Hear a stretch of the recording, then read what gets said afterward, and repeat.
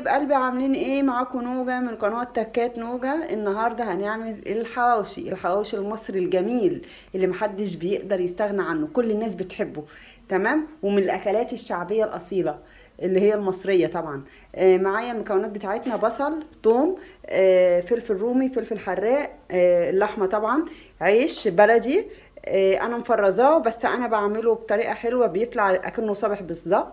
معايا كزبرة التوابل، كزبرة ناشفة، قرفة مطحونة، جنزبيل مطحون بتاع ده، حبهان مطحون، السبع بهارات، بودرة الكاري. معايا حب اللي هو اسمه ايه، حبهان مسحوق الجنزبيل وحبهان مطحون. تمام، خليكم معايا بقى. هنعمل الطريقه. طبعا هنفرم البصل الاول، هفرم البصل بالثوم مع الفلفل. بصوا يا جماعه، انا معايا كيلو لحمه مفرومه. انا هعمل كيلو لحمه مفرومه عشان اللي بيفيد مني بحطه في الديب فريزر او في الفريزر، وبعد كده ببقى اطلعه بتبقى جاهزه. ماشي. طحنت البصل اهو.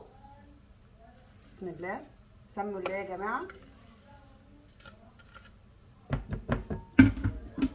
انا بفرم كله مع بعضه، الفلفل الحراق والفلفل الرومي والثوم والبصل، كله بفرمه مع بعضه بمره واحده. بص، انا حطيت خلاص البصل اهو. تمام، هنحط بقى التوابل. هنا كزبره ناشفه. طبعا ما بكترش التوابل قوي يا جماعه، عشان خاطر ايه ما يبقاش الحاجه كتير. شويه قرفه، شويه مسحوق الحيل اللي هو حبهان مطحون. تمام، فلفل اسود، السبع بهارات.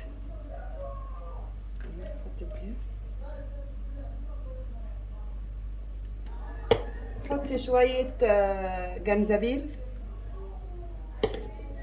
وبودرة الكاري او مسحوق الكاري، مش كتير يعني، ربع معلقة شاي من كل حاجة. ملح طبعا.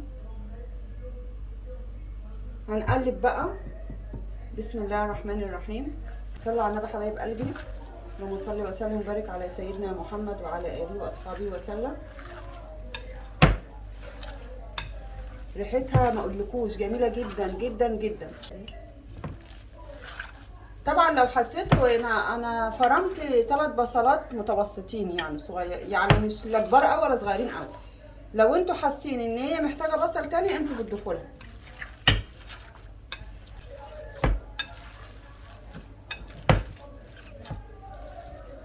وبكده اهي خلطه الحواوشي ظهرت، يعني خلصت معايا، شايفين اهي. انا معايا العيش مفرز، هسيحه حاجه بسيطه في الميكروويف واعمله. اللحمه كده خلصت معايا.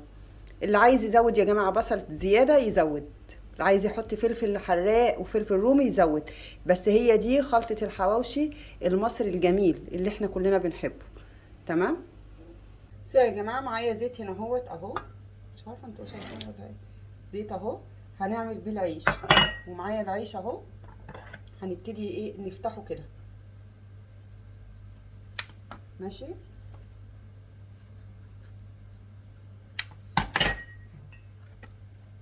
بسم الله يا جماعه، فتحنا العيش اهو. بصوا انا عملته اهو في الميكروويف، حاجه بسيطه، هو ساقع مش سخن، يعني يا دوب شلتي بس منه الجموديه. تمام. بسم الله الرحمن الرحيم. انت لو حباه لحمه كتيره بتكتري، حبه لحمه قليله، او المظبوط ان انت بتحطي كبشه صغنونه كده وتفرديها في العيش، والزيادات بتشيليها. تمام.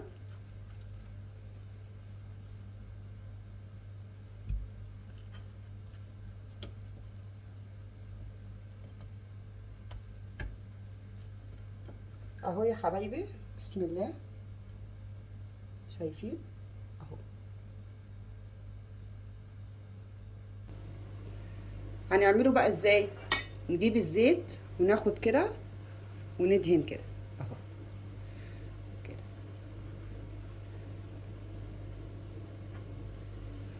كل ما تدهنيه زيت اكتر بيستوي، بيبقى مقرمش معاكي حلو قوي اهو. تمام. هجيب بقى معايا الصاج اللي هو بتاع البوتاجاز. على فكرة ملحوظة، لازم البوتاجاز يكون متولع عليه من فترة، يعني من قيمة 10 دقايق ربع ساعة، ويكون الصاج جواه سخن. تمام. انا هوريكم الصاج دلوقتي شكله ايه. بصوا يا جماعة، انا حطيت زيت والصاج سخن مولع. هو الزيت مش كتير، وتوزعي الزيت كده اهوت، وخدي بالك بس لا تتلسعي. تمام. نحط بسم الله العيش كده اهو. تمام. هخلص باقي الكميه وارجع لكم.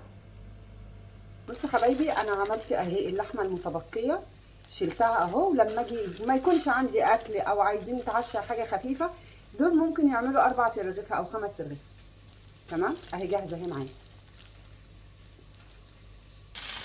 بصوا حبايبي، هو المفروض يتقلب لما يبقى اللون ده كده. تمام. فانا هقلبه كله دلوقتي، خليكم معايا اهو. شايفين؟ اوعي تقلبيه قبل ما يديك اللون ده.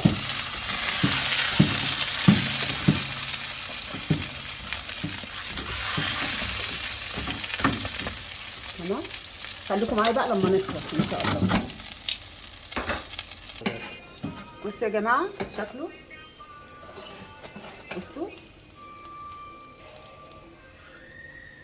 بصوا يا جماعه، ده شكله اهو، وادي من ورا اهو مقرمش. بصوا، تعالوا بقى اوريكم هنعمل ايه. هنقصه بقى بالمقص كده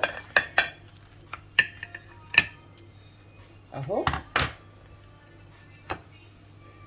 وكده ادي طبقنا جاهز معانا. اتمنى ان هو يعجبكم. بصوا يا جماعه، ده الطبق النهائي، ده الشكل النهائي. انا قطعته، بصوا شكله، بصوا اهو. لو عجبتكم الوصفه يا رب تدعموني بلايك واشتراك، وادخلوا يا جماعه علقوا لي في القناه اللي حابب اي وصفه ان انا اعملها له يقول لي في الكومنتات. واتمنى تدعوا لي دعوه حلوه كده. ما تنسوش اللايك والاشتراك. سلام عليكم.